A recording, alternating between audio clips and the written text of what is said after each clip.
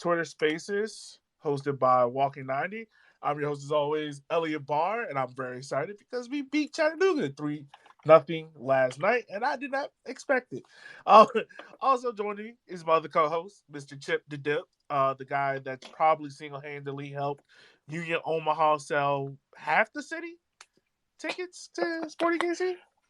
Well, that's not quite accurate, but yeah, I mean they've definitely sold a lot. It's been pretty cool to see. I've been talking to a lot of people who are going to their first Union Omaha game, which says a lot that it's on the road for their first So game. that But means the that's a other different side of the city is now going to games.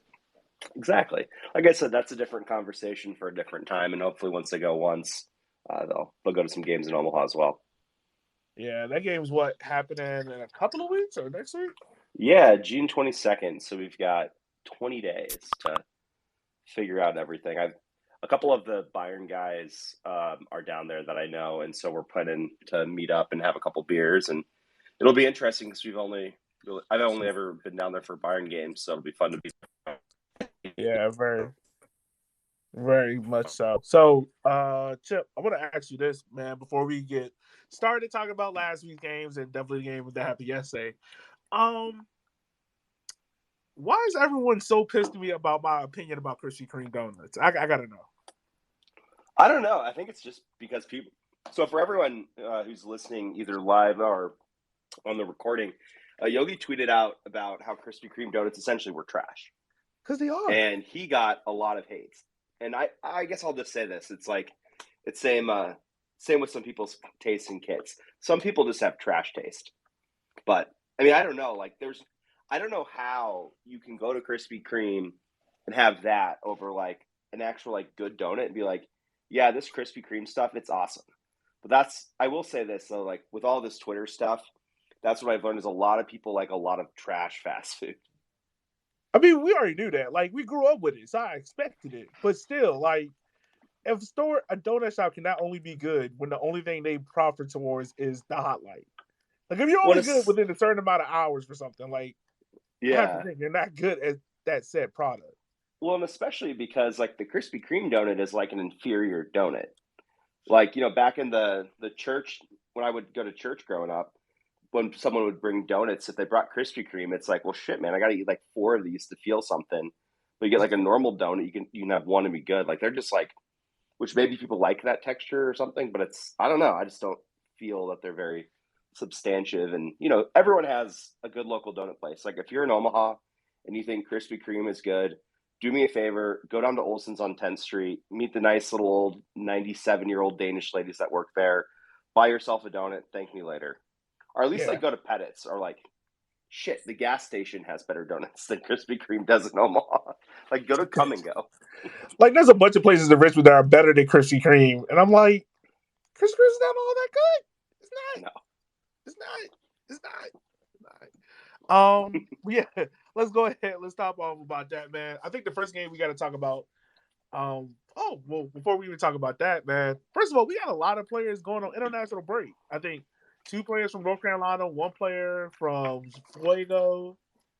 I think, if I'm not mistaken, one player from NoCo.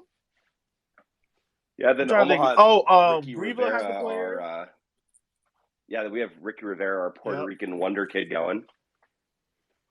Yeah. So I mean, hey, that's pretty dope to see. Like, all guys are getting called up and to let you know, like, there's no. Well, I'm not gonna say there's not a talent between the championship and League One because there is. But I will say this: like, players can come to USL League One and still play for the national team. Like, it isn't like that death nail sentence that you might see in other third divisions, I would say. Right, and and while they are mostly like the Caribbean teams, which aren't exactly CONCACAF giants in Guatemala, they are good teams. Like Guatemala is going to be in the World Cup qualifiers when we expand. They've been in the World Cup qualifiers before, so these aren't like slouch teams. Like I feel like half of Trinidad and Tobago was in League One last year, and that was a team that famously knocked the U.S. out of World Cup competition in Yeah. 2018.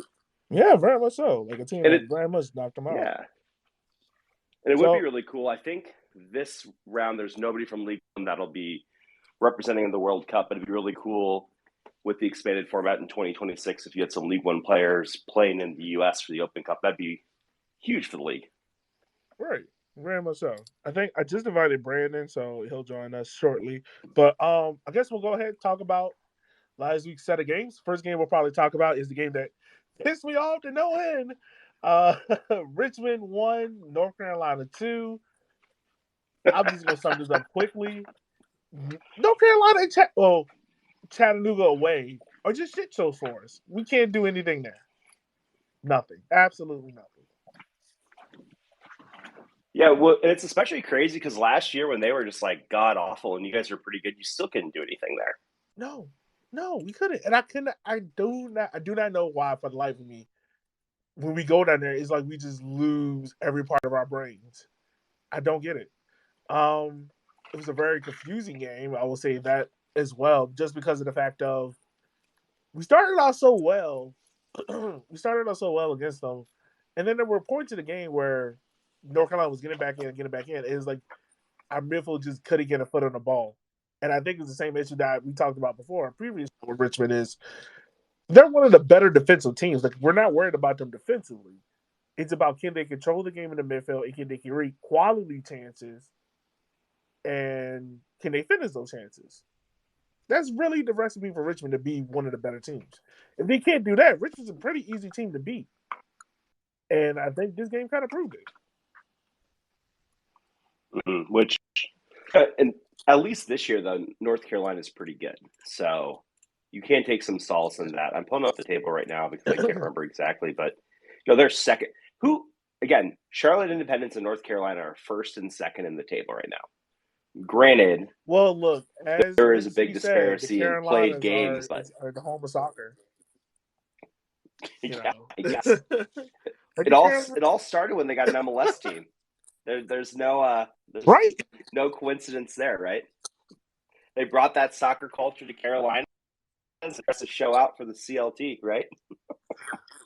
Right. Everyone has to show out. They're kind of like Voltron at this point. And Richmond's happened to play Voltron all the many times. I don't know why. We played Charlotte, we played North Carolina, the Fusion, Charlotte, and Greenville. God damn, we actually have played the goddamn Voltron. Shit. Yeah, I will say it's not looking so good for Richmond's smothered and covered cup hopes. That's for sure. No, absolutely not. I don't even know what the standings are in that. I need to ask Ebony. She need to let us know as soon as possible. But I will say this: the little positive out of this for me is that once again, my golden boot prediction is looking pretty well. Brett McCauley got 2 goals out of this. He got a penalty. In my opinion, I think that penalty was a little safe. But my rule of thumb when it comes to USL League One is that if you're going to put it in the ref hands to make that call, 9 times out of 10, they're going to make that call in this league, especially not with VAR or, good ARs and like that. So, yeah, It kind of happened. Right. I mean, it's just like that Charlotte Omaha goal. It's like, I'm sure that's the last thing that ref wanted to be put in is a situation at the very end of the game where you have no clue if it went in or not, and you have to decide who wins and who loses. You really do. These refs are not going to give you that call, especially in crunch time, for the most part, unless they have to. Right, and you're just like, God, I hope we don't ruin this. I kind of hope so. So Evan's going to join us. Brandon's not because he's being a family man, like Kyle, who's also being a family man. So, by the way, we're wishing the best for Kyle's wife. She just had surgery recently, so we wish her all the best. And Kyle's doing an amazing job that he always does. So I guess we should move on to the next game and the team, the game that kind of was boring. I'm not gonna lie. Greenville 1, Chattanooga nothing. What kind of happened in this one, man? Well, this is definitely one where these are teams that don't like each other. And especially with Greenville's form, this was not the result I was expecting. And as an Omaha fan, I don't know if I'm scared that Chattanooga's coming into Omaha are they on a 2-game losing streak now? I don't know if that's a good thing or not, but yeah, 2-game. Well, they're winless in their last 3. And let's see. Ooh, no, actually, they have 1 win in their last 6 games. So they were kind of in a negative run of form a little bit, but Yeah. Be interested to see how y'all play against them. Brandon just texted me and said, "It's a very good thing," in all caps. So he's obviously pretty excited about how that game turned out. But yeah, I mean, Brandon better lower if that you're cap Green, rate before that baby wake up. yeah, but especially for a Greenville side who's kind of looking for a win, it's nice for them to come in and get something. Especially game was pretty even if you look at shots and chances. So it's good for them. I think Greenville's kind of starting to come back to life. I know this is sound like a broken record to everyone who listens to this pod every week, but we're definitely in a spot where as long as you're getting draws, it's so tight, no one's out of the race until much later in the season. And so if Greenville can start picking up wins, we could see them at the top of the table. Will that happen? I don't necessarily think so, but they can start moving up the table, which is going to be great for Greenville fans because I think most Greenville fans would agree that the team that they brought back this year, who finished second, and they kept most of them, shouldn't be in the basement of the league. Yeah. Oh, real quick, I forgot to mention this. Guys, for all you that are listening, this is interactive. So if you have any questions, if you want to comment about something, if you got a hot take you want to put out there, just I guess request to speak, and we'll try to hop you on so you can get your opinion across. But Tip, you made a good point there with Chattanooga and Greenville, just because how hotly contested this game is. We know Chattanooga's kind of under it a little bit. But who are you more impressed with on the Greenville side? Let's talk about that. Are you more impressed with Greenville of one? They're kind of going back to the old MO of getting the 1-0 win, sitting back a little bit more and getting the clean sheet, or are you kind of just like, all right, Greenville finally figured it out. Watch out, rest of USL League One. Where are you kind of at with that? Well, I think Greenville still needs to figure out its scoring problem. I know that you're a big fan of Naruto, so I will drop a Naruto quote of, "You don't want to see me get into my jutsu." And that's kind of like what Greenville has, where in order for that Greenville strategy to work, they have to have competent goal scorers.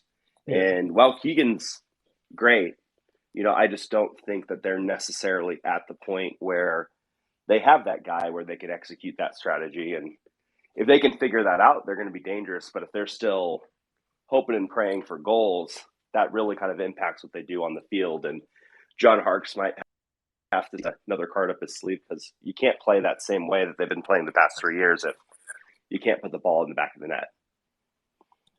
It's like during the final, the second Omaha scored.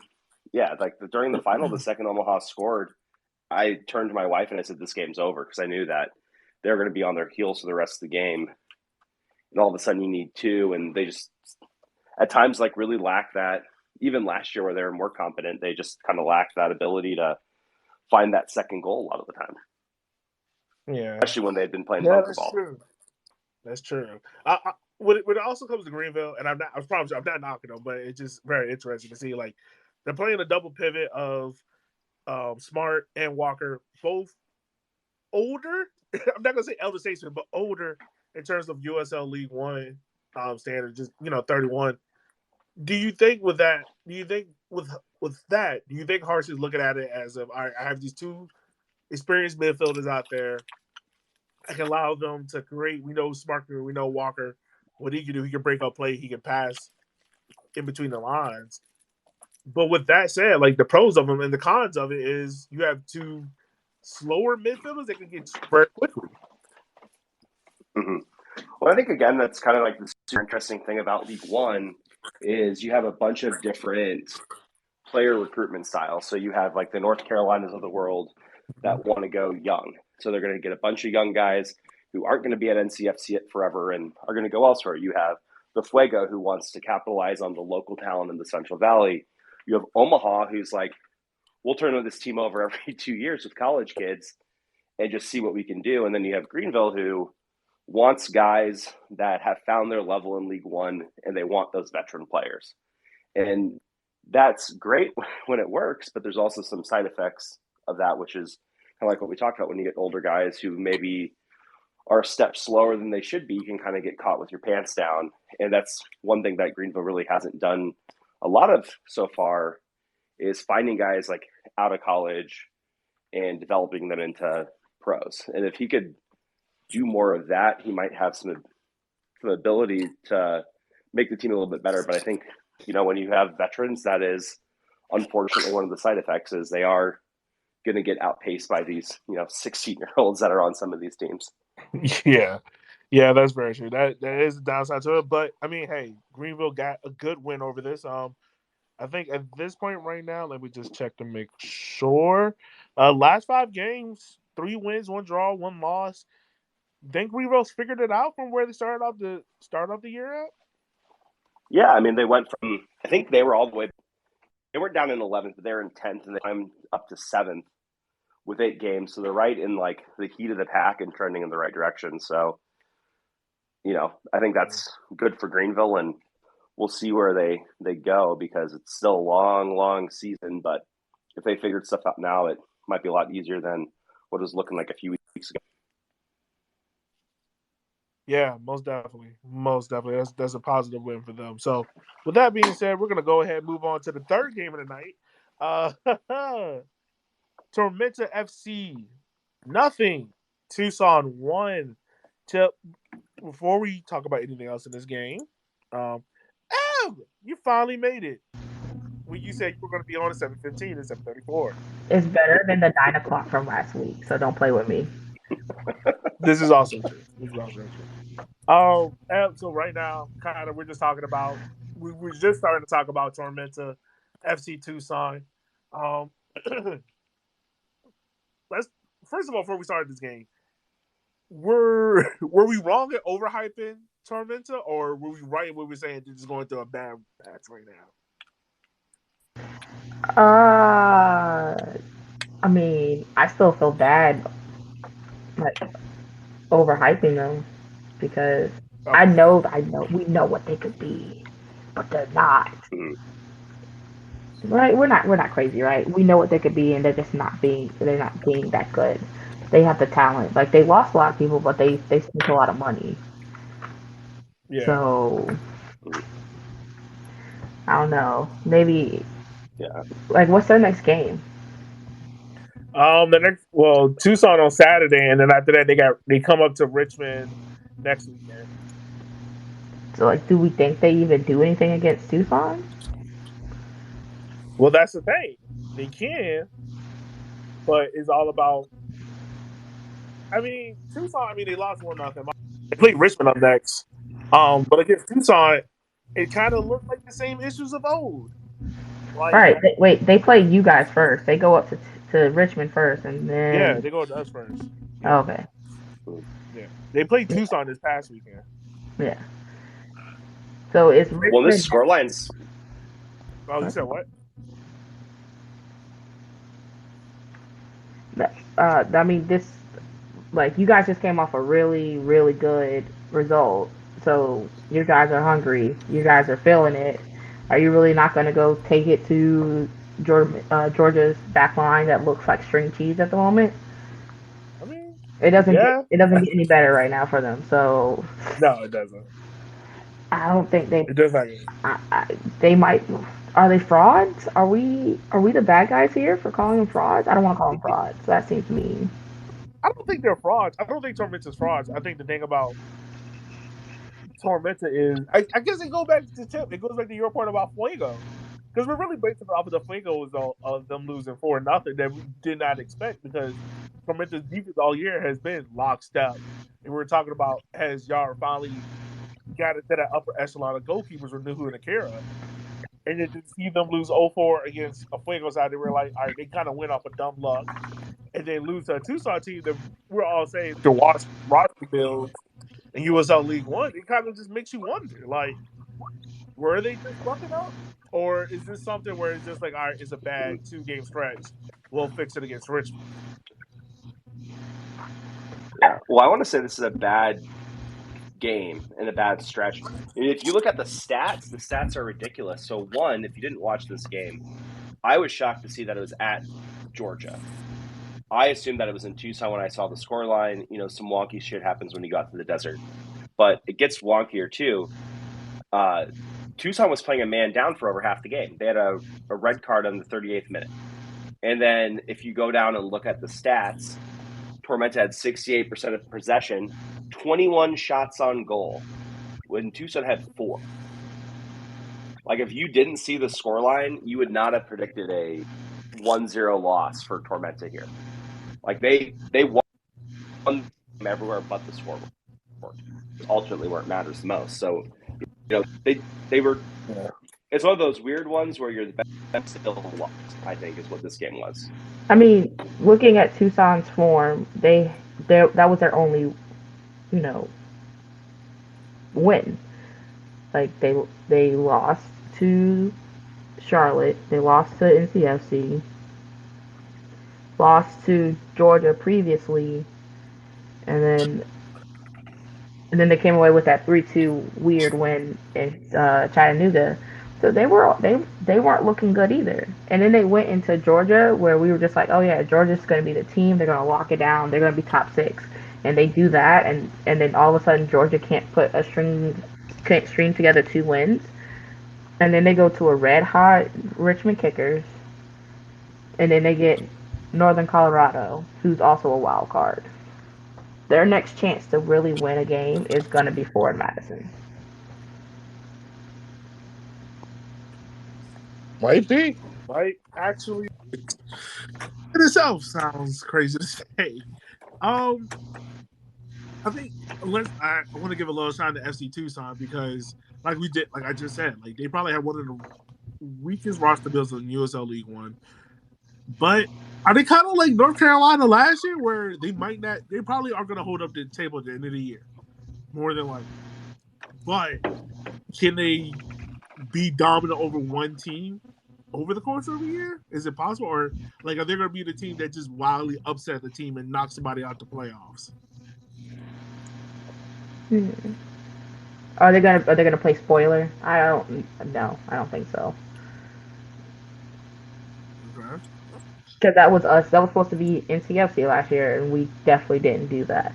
So I think if anything, if we would have beat off in one game, we would have had a playoff game. So don't say y'all don't play spoiler now. That's fair. I mean, we're still beating Kickers at home, so yeah, which we've already talked about. We don't need to talk about that no more. What, you sure? Yes, I'm sure. That's the boogeyman. That's Ebo on the block. We're not ready for it. Just saying. We did it. Yeah, I mean, I definitely think that's going to be the interesting thing to see this year. You cut out there, Chip. Yeah, so I think that'll be the interesting thing to see this year is I think the table's looking to be really, really close. It'll be interesting to see at the end of the year if we do have someone who's big everybody else like we have the last couple of years, or if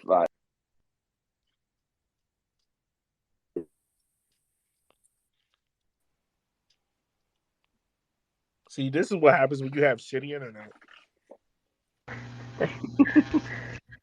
Just that Spectrum internet, my word. Right. All right. Well, with Chip's over there trying to figure out how his internet is doing, well, we're gonna talk about his Dirty Birds. Union Omaha 0-0 against NOCO. I was expecting goals in this game, and the fact that I did not see a goal in this game let me know that everything is a lie. And I also think these are two teams that hate the ball because, seriously, both of them are below 300 passes in this game. Union Omaha had 260. NOCO had 211. You only had 4 shots that actually were on target. And, I think it's one more set that I saw. Yeah. Union Omaha had more – my fault. Union Omaha had the same amount of passes in their own half as NOCO had in Union Omaha's half. This game did not live up to the hype that I was expecting it to be. Disappointed. I remember we were talking about it last week. Like, we were like, oh, this is just going to be like a very cruising game for Omaha, and then they, which I guess it kind of was, but it just didn't produce anything. And I'm like, that's kind of different. You would think that they would be on kind of a high, especially after that Open Cup win. Yeah, and obviously, shout out to them for the Open Cup win. But I thought they were going to take that momentum and then just like go at NoCo, and then I didn't see a goal, and I was like, that's kind of. I don't even know if I can say that's kind of not like them, but that is kind of their MO, but a little bit. I'm not gonna say I don't need any Omaha fans in my mentions. I mean just a little bit, okay? Too late. They just made a new rivalry with you. I love you guys. I swear. No, and I think Not the me. big thing here too is we did rotate out. God damn, shoot! Can you not hear me? No, we can. You just coughed, and Oh, it was hilarious. we did. We did. I actually wasn't at this game. I caught the vid, so I am recovering from that still. But so definitely, like we said last podcast, don't be raw dog and no air, especially if you're not vaccinated. But we did rotate a lot of people out. We saw Dion Akoff come in on the right wing, who has been, Jay will never say, but it seems like he was injured. So he came in, got subbed off early. We had Riviera and Malcolm starting up top, which are not like the normal pairing that we have of No Meza and Hugo Kamatani. So they both came in later in the game when we were looking for results. So we definitely rotated through, which I think that's like kind of the interesting load management thing you have to remember for Union Omaha with these cup games is all of a sudden you have to rotate sometime. And you don't want to rotate during the cup because you want to win. So then sometimes you just have to rotate during these league matches, which means that you're not always fronting your best 11, which, especially on the attack and especially with a young team everywhere, tinkering with one or two things can sometimes mean that the team looks completely different in not a good way just because there's not that familiarity that you had with like an Omaha team last year where everyone had played with each other for the past 2 years and they knew where they were going to be. They knew what was happening. It didn't matter who you switched out because they knew how to play with them. And so it's, these guys hadn't played in this lineup before. So that's the other big thing. And again, NoCo isn't a slouch. They have a great defense. They use international slots on their defense, which means that you're pretty serious about it. And, I'm really glad that they didn't score because they've been scary. And Irvin Parra, I think, is one of the scariest dudes in this league. Yeah, he does seem to be getting rounded out in form where he started off in the U.S. Open Cup game, which is still one of the more hilarious red cards I probably will ever see this year. Oh yeah, he had a hard card at the end of this game, and he just walks away like a pro. He's like, "Fuck it, I don't care. Give me a card." Yeah, I pulled that guy down. Don't give a shit. That was one of our big scoring chances, and he just went, "Nope." Late in the game, you're on the ground. I'm walking away. Thanks for the card. See you later. Right. Like, I'm not putting effort into this. NoCo gets a home game coming up soon. It's going to be interesting for him. Yeah, Brian, do you have anything to say about the Omaha game? I know you were there, and you have one of the best seats in the house. Do you have any comments? If you want to say something, request to speak, and we'll get you speaking. Holy shit, we got Kyle Baby Duty on the line. Hey, Brian, if you want to speak, you're more than welcome to, good sir. All right. Well, Brian and Kyle figure out if they want to speak or not. Let's move on to the last game to toast Kyle because he hasn't spoken about it yet. Fuego draws 1-1 with Ford Madison. God. I know Kyle probably cussed and threw something across the house, but this form gotta suck for Ford Madison right now. They're back in mid-season form of drawing all these games. I know I had a not so funny meme about it where I was like, Union Omaha asking for Madison how not to get draws in games, and Madison being like, "That's the neat part, you don't." So it was, back in their form, and it was interesting because if Madison had won that game, Omaha would have been at 11th place in the table. So I texted a couple of people, Brian included, and been like, "Don't take the bait. They're gonna bait you into saying something about Omaha being last. Don't take it." But then luckily, Fuego figured it out and scored that late stunner to salvage the draw. Yeah. So I was a draw Did he to say get. late stunner? Huh? He said late stunner. Like, Yeah. I mean, yeah, for the banter, I'll say late stunner. Yeah, let's go for it. Kyle, talk to us, man. What happened during this game, my guy? Let's see. Where should I begin with it? The first half was Madison was doing a pretty good job overall. I would say that was probably the most impressive they had looked. The attack looked more fluid. They seem to be getting more connected passes. I think Nazim Bartman has been the key to it. I think when he is starting, and I think he's starting to find his form, and I think he's starting to find his rhythm. So he's been kind of the guy that was able to kind of connect it all. They didn't get that many shots on target, but at least it looked like this was a team that knew how to attack for the first time in God knows how long. So that was kind of nice. So that was like the first 30, 35 minutes. But then after, I would say like the last 10 minutes of the first half, that's when Fuego really started to get into the game, started to kind of get some chances. The second half was a lot of Fuego. Like the fact that Fuego didn't score, I think that was a testament. I mean, Phil Brito made a couple of big saves as well. So shout out Phil. It was just one of those where I didn't like as the second half went on, it was looking more and more like Fuego was going to get the goal to take the lead. And then Madison brings on Jeremiah Strang, hits a beautiful free kick. Didn't expect that to go in. Top notch, well done, Jeremiah. But then Fuego kept attacking, and they got the late goal off of a set piece, which has been Madison's weakness all year. And Madison had a few chances late. I know Bartman had a chance at the top of the box that he kind of just missed. He didn't really have anyone around it, but I think a draw seemed fair. Fuego definitely was more impressive in the second half. Madison was more impressive in the first half, and I think both teams probably could feel like we should have gotten 3 points, but at the same time, they also probably could feel like, yeah, draw. We kind of escaped with the draw there. I mean, if you had told me going into the game that Fort Madison were going to draw against Fuego, I probably would have been okay with it, but the manner in which they conceded another set piece goal, no one near the near post at all, was a little bit frustrating. Yeah, I imagine so. That had to be a little frustrating to see. I mean, how much longer do we get for Madison until they get it right? Like, I think the next end of this month, I'm pulling it up right now. Hold on. They're at home against Tucson, Greenville, on the road against Tormenta, at home against at home against Richmond, and then on the road against Charlotte. Like, how long before that, before we're like in this month, like before Florida Madison gets it right and get back on track? I Or do had they get back on said track?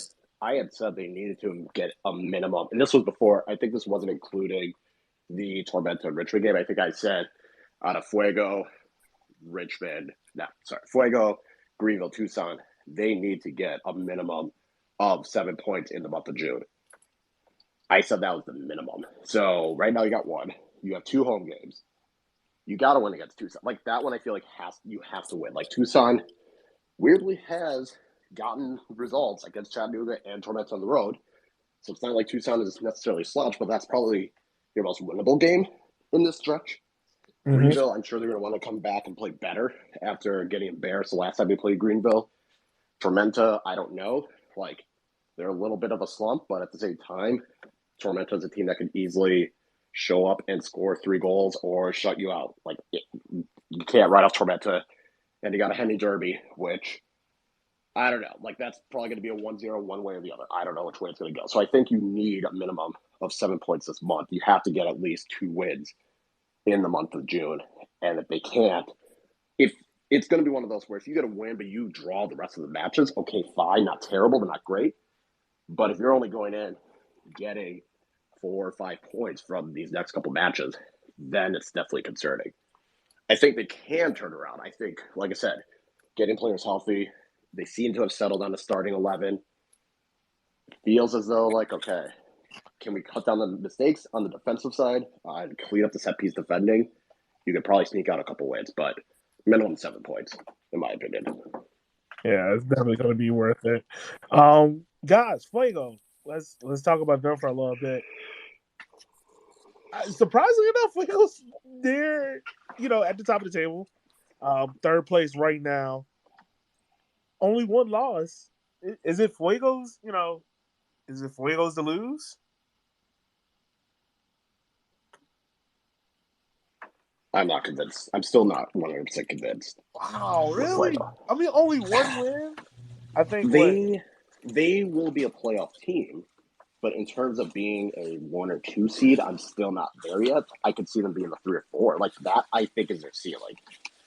I'm just not sold completely. I feel like the games they've won have been weird, fluky win. Like not even fluky wins, just like the manner in which they get the goals.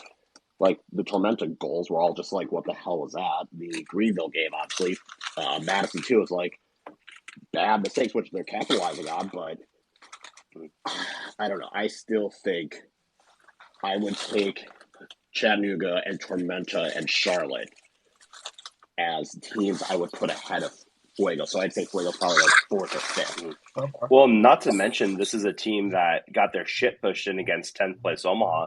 They lost 3-0 to Omaha. And granted, that was a month ago, but still, that's a big loss to. And granted, Omaha being in 10th place is a little fluky just because of the amount of games played, but still, like on paper, that they're Omaha's only win. They're the only team Omaha has figured out how to beat from League One this year. Yeah, hey, you're very much true, right about that. Make sure. So does Fuego? So Kyle says they're at 5 or 16. Fuego is they have a rematch versus Chatta because they drew 2-2, and then they have Tucson, which that game can be fucking wild. And then they have NOCO, and then they have NCFC. So, like this month of June could really separate them from a lot of people. You like where do we draw the line of like how high? What's their potential? Like for like Kyle, he says it's 5th or 6th. Me, I think they may go down to 7th. I just don't see them winning that many games. They're like they're average, which is weird to say in a league that is very, very close. Yeah, I think that's very true. I mean, the next couple of games coming up. Let me come over real quick again. At home against Chattanooga, at home against FC Tucson, on the road against NOCO, Mm-hmm. at home against North Carolina and Tormenta. So they got 4 out of the next 5 games at home, which is big for them. And I mean, I gotta say with that, like they in the most probably top of the table, very close to it. Well, right, and we talk about. I think. Go ahead. Oh, go ahead. I was going to say we talk about this a lot, but for Central Valley, especially with the distribution of the teams, I think we'll know more after their home stretch because if you're a Fuego fan, hopefully you put a lot of those away. But those away games for Fuego are brutal. You are literally flying halfway across the country, and you have to do that for every game but 3. And for 2 of those, you're flying to the Midwest, so you're still jumping 2 time zones. And even Tucson, that's still a long track. And, hopefully these guys have some good frequent flyer miles because I can't imagine traveling across the country as much as they do, especially when you consider Fresno is pretty small and a lot of these League One cities aren't exactly airport hubs. So I got to imagine these might even be, 3-stop trips every single time you leave home. So that's going to take a toll on them too on the road.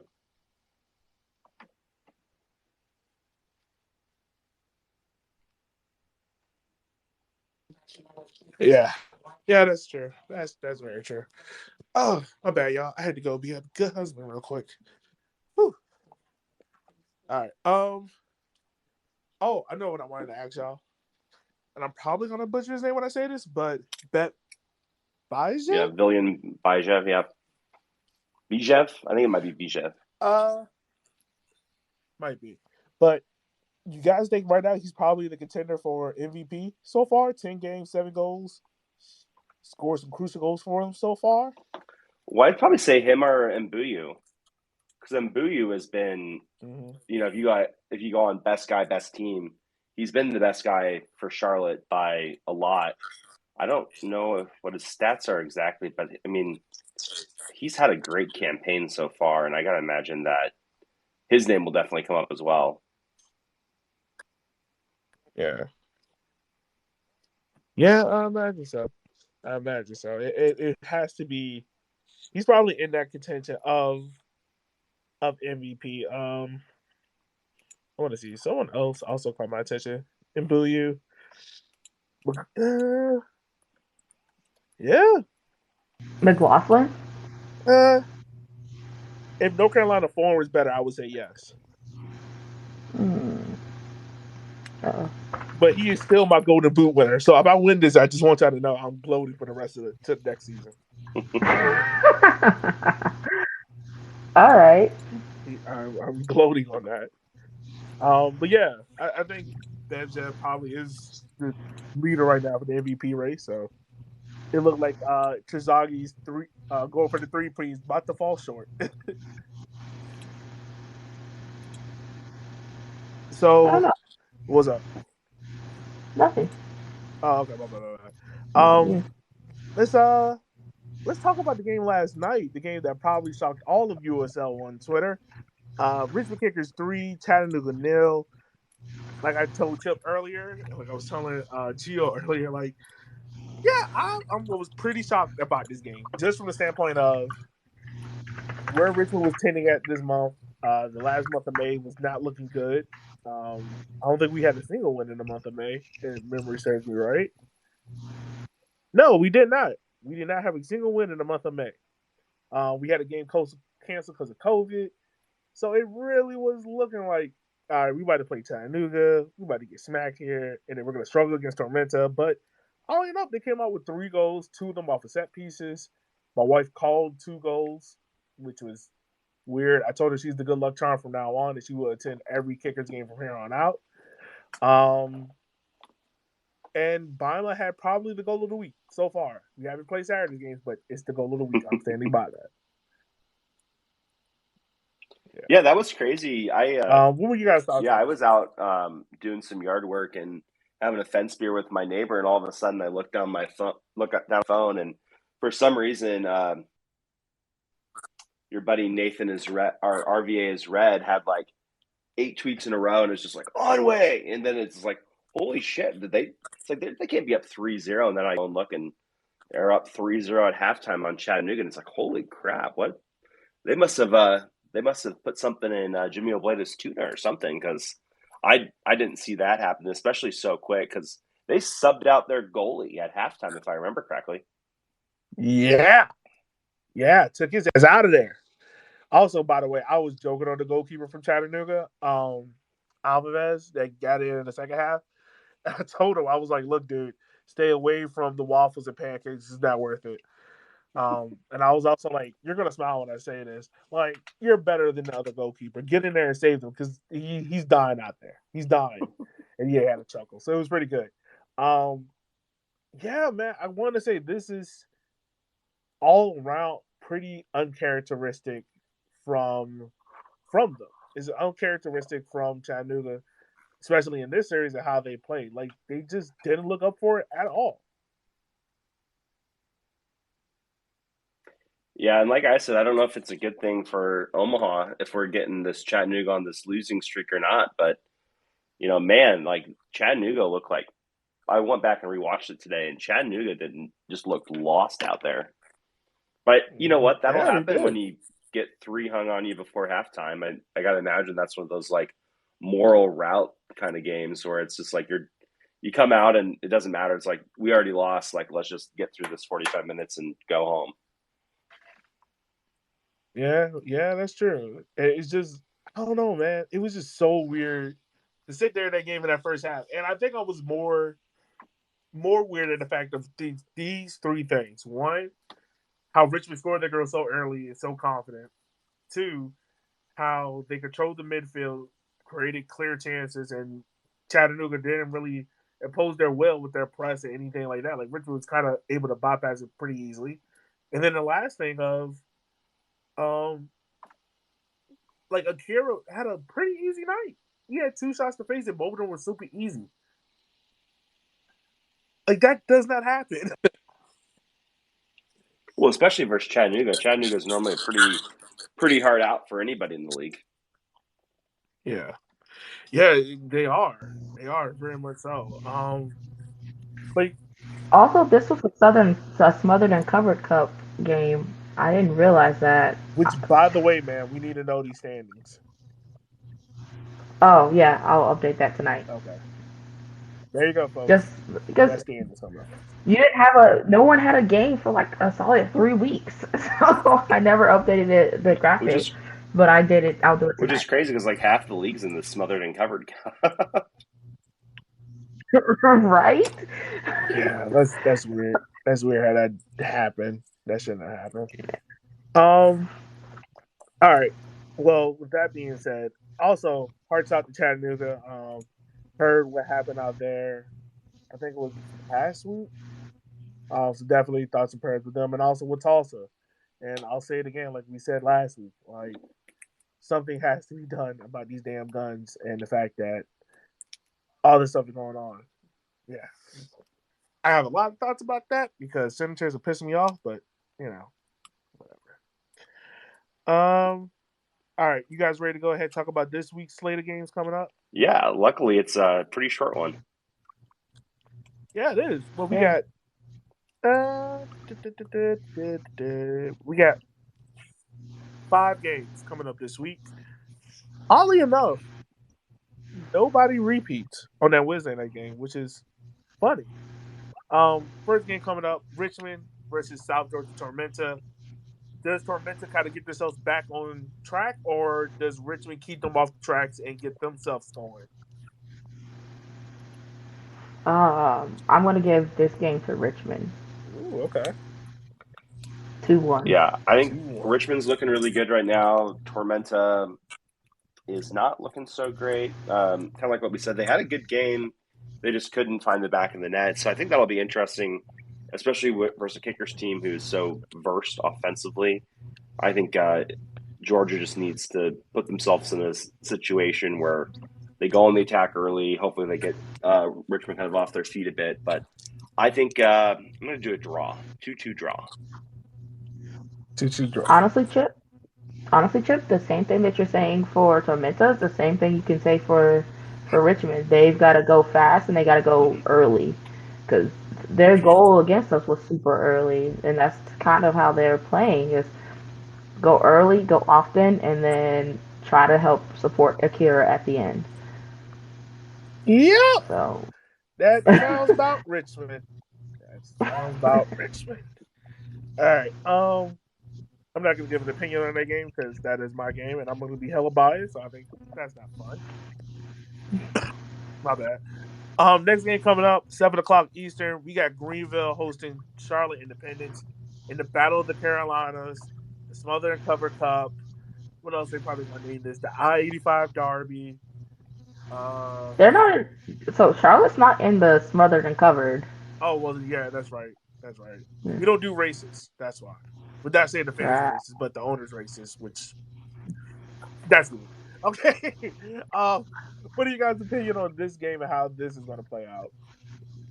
Man, I still don't know what to fucking make of Charlotte because I don't know if their defense are good or if it's just their offense is good or if it's just like a mix of something. I don't fucking know.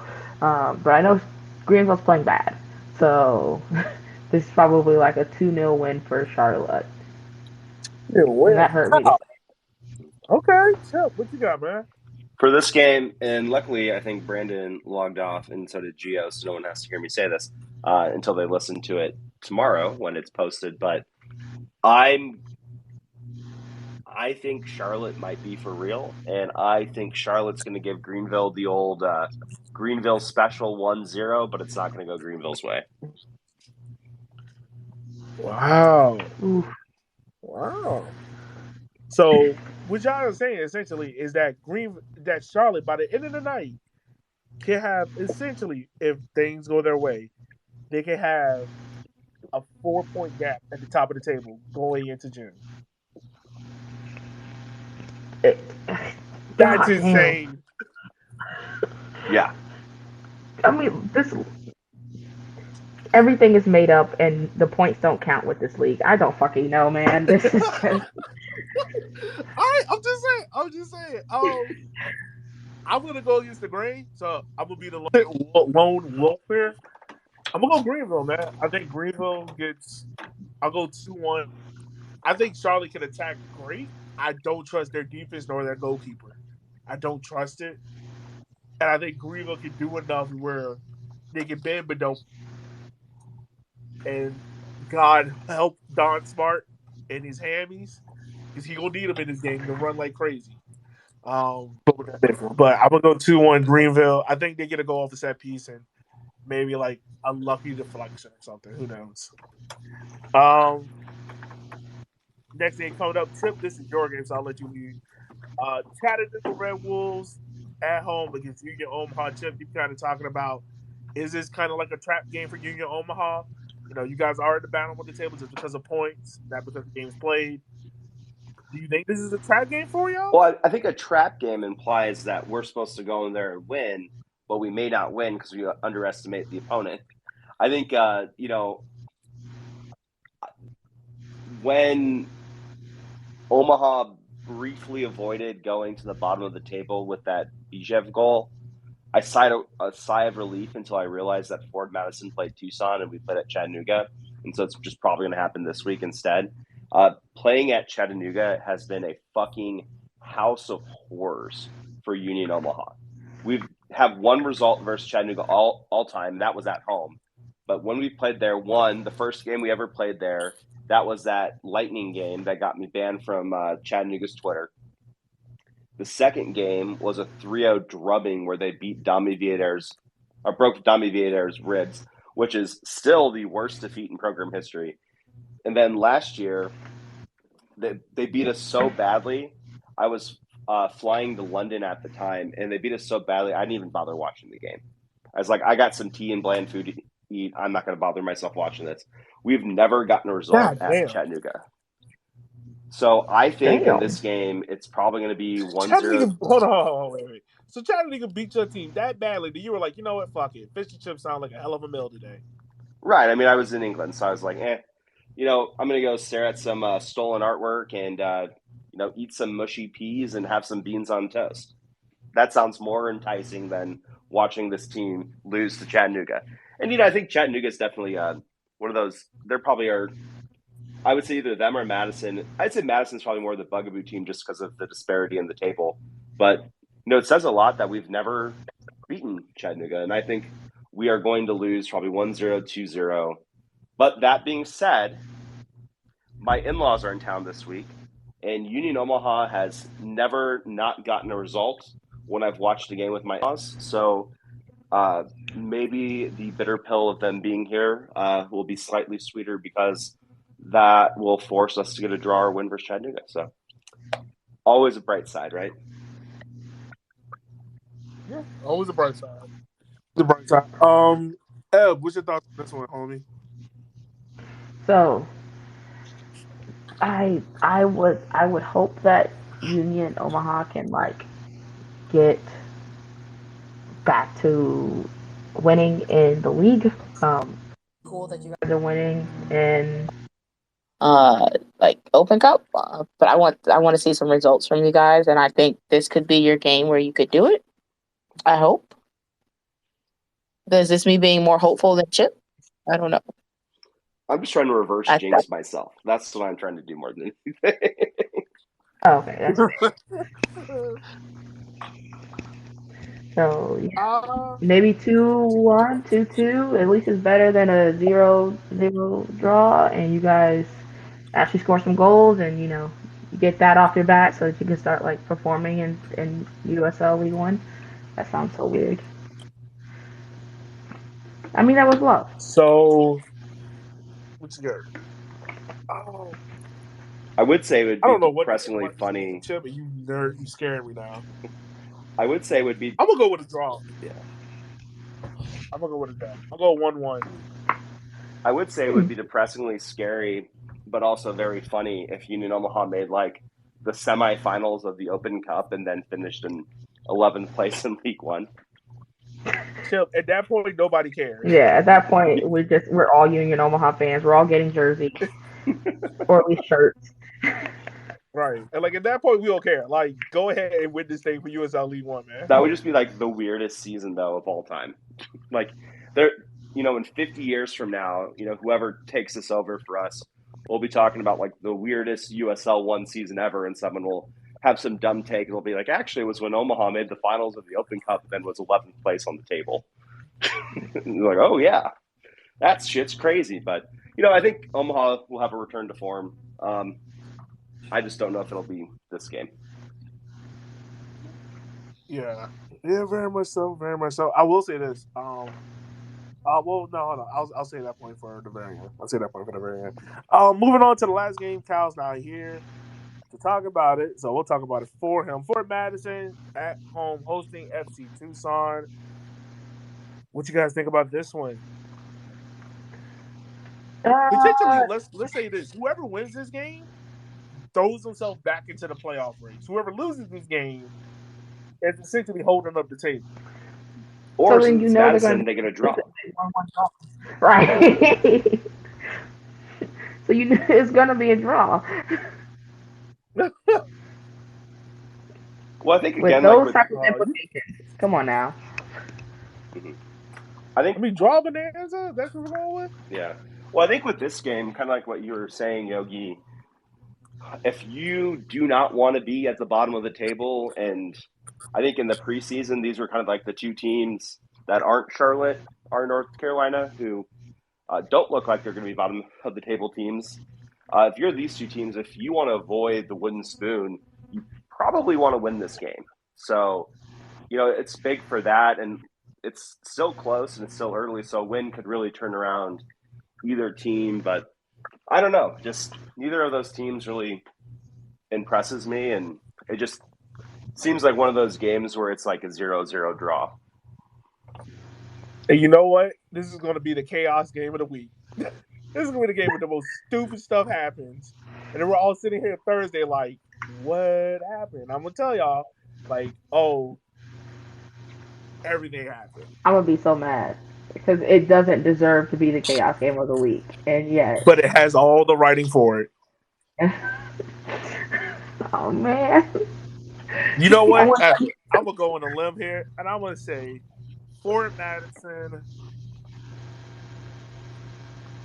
2, FC Tucson 1, and a red card. Oh, okay. Okay. But the red card is going to be for Fort Madison. Okay. That's what I'm going with this week. So make it worth my while. Fort Madison, and watch and see. They get drummed up 4-0.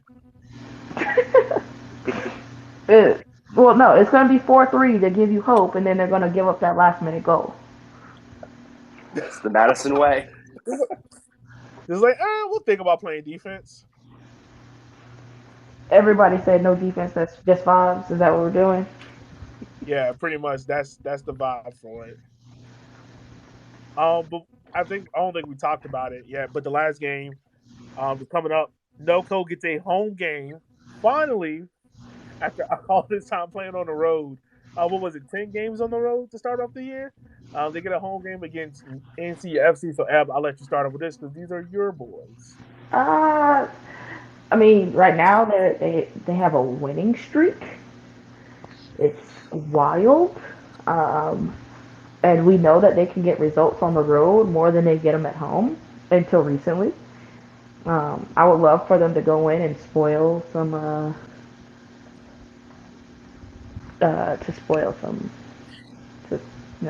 good feelings there. So I'm going to go 2-1 because, that's what they tend to win. They can only win by 1 goal on the road. So. Yeah. Is Olex going to be available for this game, or is he already gone on international duty? That's a good question. I don't think he's gone yet. Yeah, because I saw he got a late call up, and I also saw that Summersall got a late call up. Yeah. Also, I didn't mean to ask you about this. Yo. Where is Chocat? He is here. I'm not quite sure if he's just not in form or what, but he's here. Is he with the twos? No, he was at the game last week. Wow. Okay. All I right. guess he's That's just got enough people ahead of him that he's just not getting in. yeah. I guess so. I mean, especially being second in the table right now. Right. I mean, when you have Kind of works like out. when Garrett's like just banging them in a goal a game at this point, it's kind of Yeah. Yeah. It works out. So that wraps up the preview for that upcoming week of games. Guys, before we wrap up, I want to ask you guys this And we have our big question. announcement. Well, actually, two questions. Okay, we'll save that for the very, very Okay. end. Very end. Let's finish up the show. Question number one: who is your chaos and vibes pick of the week? Scott. oh I agree with my Madison chaos. Tucson. Sorry, go ahead. Yeah, that's gonna be chaos. No, we're all agreeing that's gonna be our chaos. Just because it makes no sense, that's gonna be chaos. Okay, that's the only game that makes sense is the chaos pick. Mm-hmm. I think for vibes, Yeah, I'd sounds go For vibes, NoCo, North Carolina. okay. Ship, same. Oh my gosh. Twins. Let's go. I'm gonna disagree with y'all. I'm gonna go I'm gonna go NCFC Noco. I That's what think we it's gonna be said. a very entertaining game. Oh, is your chaos or is your vibe? It's the vibes. No, the chaos pick was the Fort Madison one. We said NoCo and NCFC too. Oh, my fault. I think that's at Union. My bad. All right, so we all agree. Yeah. Yeah. And Kyle's gonna listen to this and be like, I hate this. That's how Kyle's gonna be. But this is the last question I want to ask y'all. And listeners, if y'all want to respond to this as well, feel free. If you had to choose one coach at the end of this year to go up to MLS, who do you think will have the more successful season, and at what club are they going to? And the two coaches that I've been pushing out there, Jay Mims at Union Omaha, John Harkes at Greenville. Who will have the more successful season, and at what club? Okay. Ooh. I like this. I have thoughts already. I was actually talking to Brian about, or no, I was talking to Rich about this on our ride home from Minnesota. So the answer is Harks.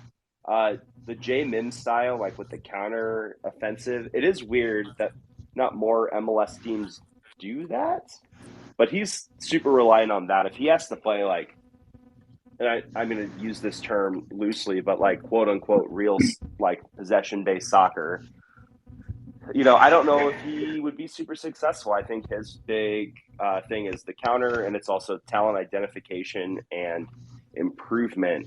And what he does the best is finding these guys out of college from these, we'll call them no-name programs. There's no like Dukes on our roster. It's like Wisconsin Whitewater and University of North Carolina Charlotte.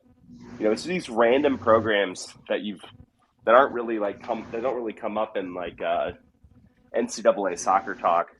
So I think that would kind of hurt him in an MLS, just having to play that type of game as well as his talent being more of the talent identification side. Like I think he'd be really good at running like the whole youth development, talent acquisition side of an MLS franchise. I don't think he'd be a great coach. Harks, on the other hand, he plays big boy possession soccer. And if we're talking about teams, I think you got to look to Charlotte, who just fired their coach because the English deep.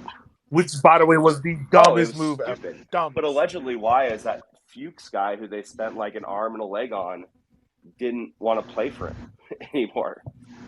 So actually, no, it's not Fuchs.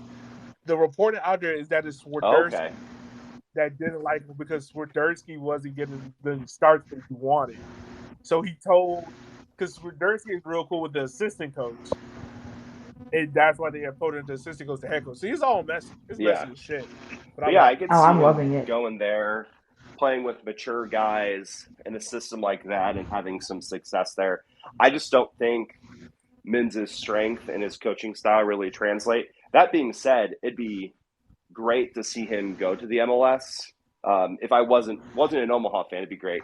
Obviously, if Jay wants to go, more power to him.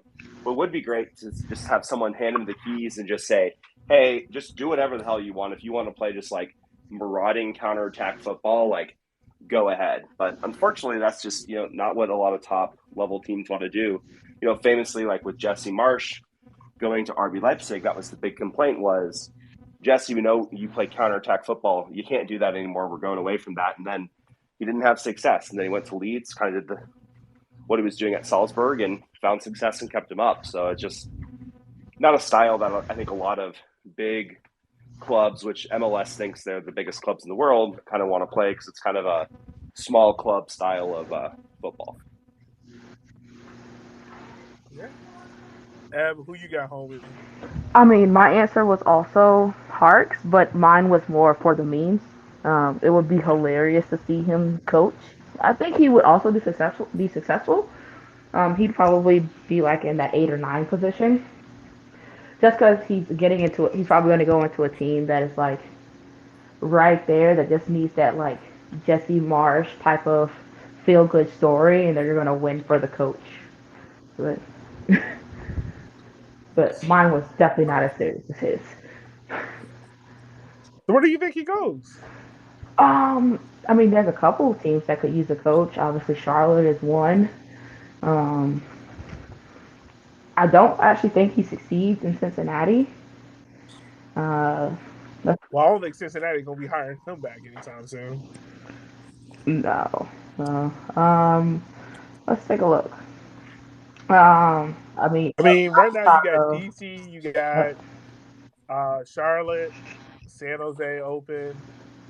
If you want to believe reports, maybe a Sporting Kansas City. Yeah, I think he could do well at Sporting. Yeah. Sporting has.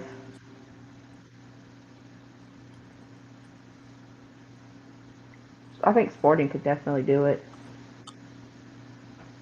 Hell, maybe. You could definitely do it with Sporting. Chip, did you say who you wanted Jay minutes ago? I didn't say anything, but that's. I think if Jay manages to get the guys to beat SKC, I don't know if they're quite. I know in Minnesota there's a lot of calls to fire the coach. I don't know if they're quite there in KC with Peter Vermes, but if Omaha wins, maybe I don't really know if he gets looked at. Maybe he does, maybe he doesn't, but I don't know. I could see.